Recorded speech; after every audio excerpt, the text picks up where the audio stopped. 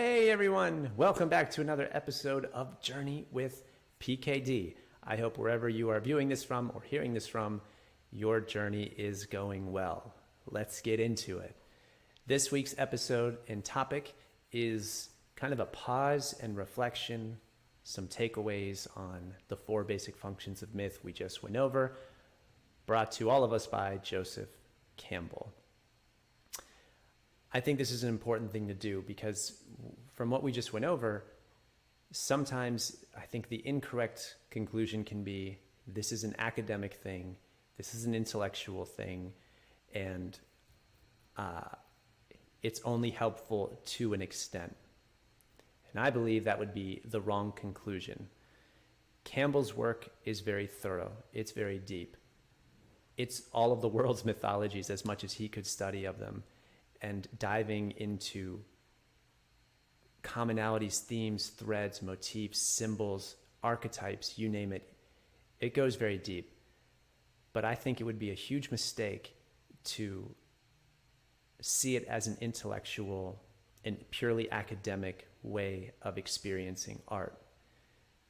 As Campbell expressed himself, I don't think we're really seeking here the meaning of being, of life, but rather the experience of being alive.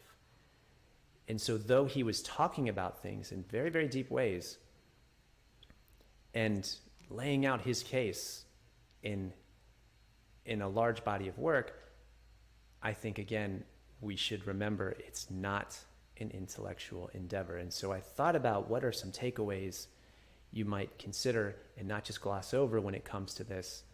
And here are some I'd like to share with you and get your thoughts on, see what you think about them, and how it may really be something drawn into your life so you can move forward a little bit more confidently and probably more assured that you can engage with your reality in a different way.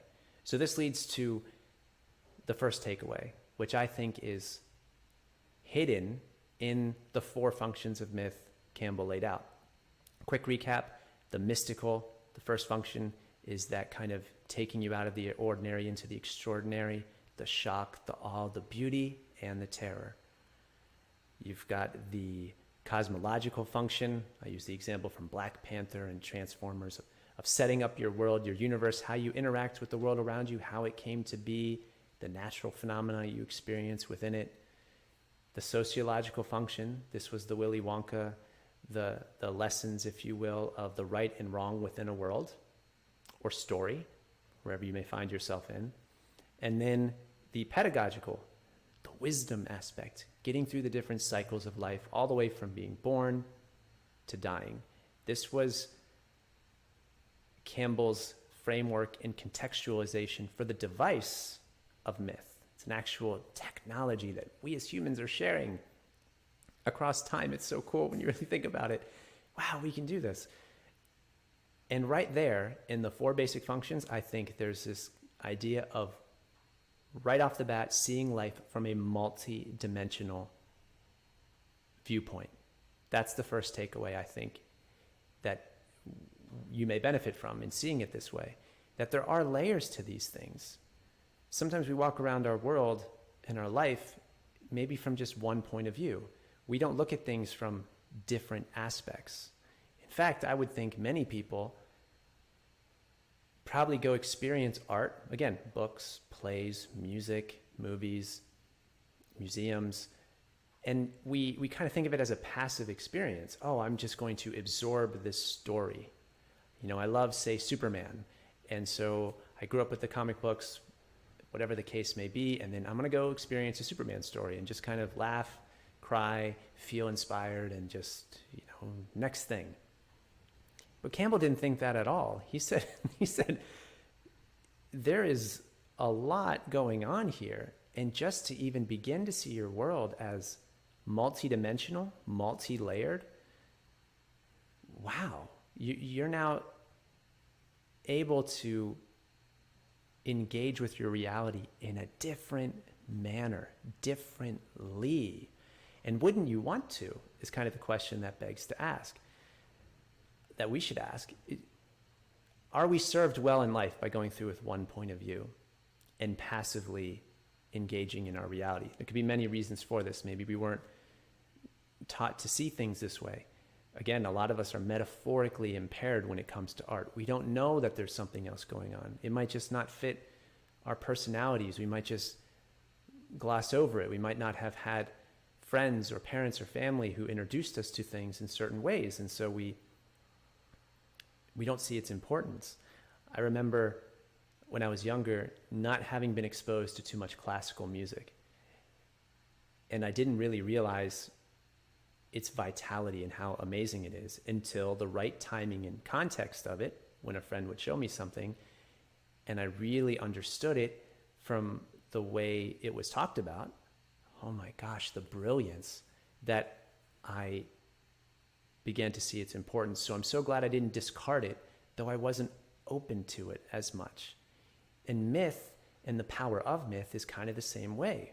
We might have this idea of the Greek stories or other mythologies, the Norse, etc., where we're familiar with it, but we we see it as old-fashioned, ancient. And Campbell's like, no. Look deeper. There's something happening here. And it involves you. This leads to the second takeaway, which is about the transformation of consciousness. Your consciousness, my consciousness, our consciousnesses. There is a starting off point we have in life. We go through things, and hopefully we transform and develop into a more dynamic and whole individual and person. It's all encompassing. And we need guidance in doing these sorts of things. We need, again, the sociological function. This is something that is woven into the fabric of what we see around us and within ourselves. The archetypal world, the symbolic world, the world of our dreams, the world of our imagination. Where myth lives and comes from is an actual dimensional place that is alive. And should we want to, and we will, reluctantly or forward marching through, we will eventually want to transform our consciousness and expand it and grow it. And this is its power. We do want to become, whether we like it or not, or we're at different stages of this, or wherever you may find yourself in your journey, we may not want to, we may really want to, depends, to expand ourselves, but this is an actual amazing part of what myth can do for us, the transformation of our consciousness. And you see this in every story you want to look at. And again, the mistakes that are made along the way. I mentioned before Luke Skywalker and Neo from the Matrix, where you clearly see them make mistakes, get things right, and get things wrong. And we are these characters. And wherever you may be, and wherever you feel stuck or unmotivated or butting up against the same walls, could be in relationships, could be in the world itself, wherever you may find yourself, knowing that there is a transformation that can occur when you find yourself in a certain spot can already help liberate yourself into a much larger world, as Obi-Wan Kenobi would say. So the transformation of consciousness is a big thing. And kind of a third takeaway, and just a briefly thinking about this, to me would be that this is an alive, organic, breathing touchstone you have with your reality. This is alive. The myths of old are as alive today. And once you see that these aren't just ancient stories, once you see that, time-wise, okay, fine. But what they're talking about, the symbols, the metaphors, what they're pointing to, what they're trying to say, is as alive and well as it is today and will be in the future. Just because, again, we have updated some things, we have new approaches. I mentioned this a lot in the cosmological function. We may understand our earthquakes and our seasons and our winter solstices and why certain things are happening per se, doesn't mean we understand the full picture and what they're pointing at and how to be in this world and engage with that isn't diminished. We find ourselves in a field, if you will, an energetic field, an actual physical plane where there's matter, and our consciousness is interacting with it in this amazing alive network that is humming, and it's just as electric, if you will, as can be. Reminds me of the life stream in the video game Final Fantasy VII, if you've ever played that. Again, speaking in story here, there's this current of something going on. And as I've mentioned, in the same kind of way, you can't step in the same river twice. You don't really step into the same movie twice, the same book twice, right? You've changed. You're growing and changing and evolving. And the thing you're interacting with is growing, changing, and evolving in one sense because you're seeing it differently.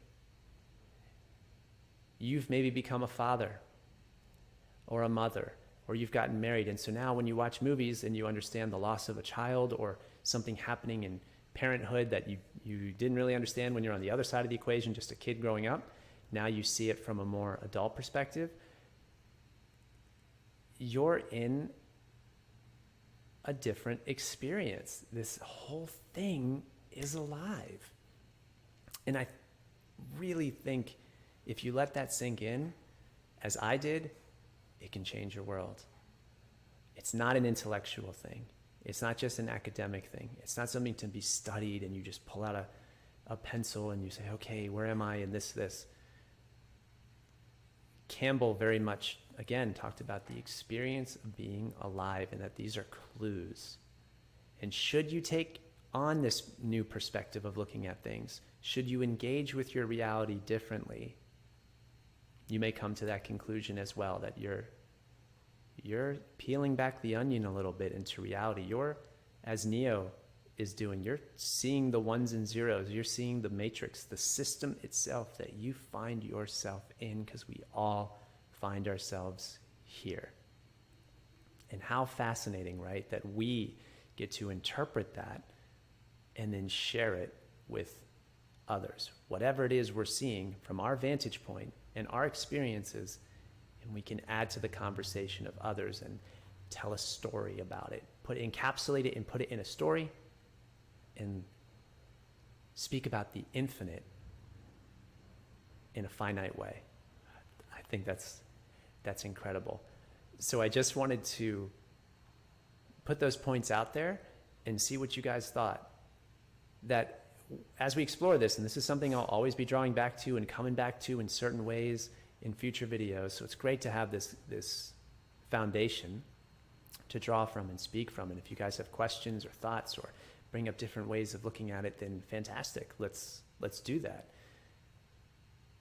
But I really wanted to drive that home and not let it be lost, that these are functions of mythology as Campbell talked about them, and they're in the intellectual domain.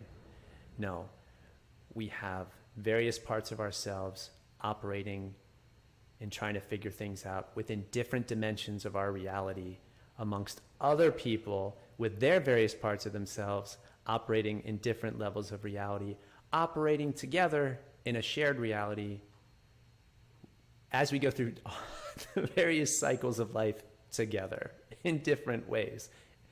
It's incredible, really, when you think about how dynamic and moving and alive it all is, and not just stagnant. So I hope the dark forces don't trick you into seeing it, because dynamism, a dynamic flowing nature, is sometimes the antidote, if you will, to just a stagnant nothingness. That has its place of a cool, still thing, but this is alive when you're talking about life. We are in that domain, and it is varied, it is incredible, incredibly versatile, and I think we are better served knowing that. And if you don't feel that way, that's fine. You may knock up against something in life, though, that challenges that. Maybe not. and then maybe you might be thrust again into that larger world. But I think it's worth mentioning. Don't keep it just in your head. That's just but one dimensional data point and reference point we have with the world. A good one, an okay one, if you will. Not more than the rest. You have your emotions. You have your heart centered. You have your spiritual connection. You have, depending on your spiritual tradition, 3 levels of consciousness, 4 levels. Some say 10, some say 11. There's a lot going on. So it depends on how you want to engage. And again, just like a piano that has all these keys, maybe you're hitting a few notes, but how much more music can you actually make? How many amazing concertos, if you will, of complex, dynamic music could be produced when you involve the other keys and you see what else can happen. And so with that, we'll close this week's topic and episode on how to not miss the point, not see forest through the trees. Don't miss what is the game that's going on here. Don't make the mistake and make it intellectual. Try your best not to. That's just one level of consciousness, if you will. So I hope this has helped you guys. Would love to hear your thoughts. Like, subscribe, share with your friends. Keep the community going. Want to hear what you guys are thinking about this. How do you relate to art? Are you more passive? Are you actively engaged? Is it something that hits you later? Everybody's different. We have different personalities, different temperaments, different ways we are at different points in our life as well. So let me know what you think. Let's keep this community going. Thank you so much. And as always, everybody, take care, Godspeed, and hopefully wherever you are enjoying your journey. Peace.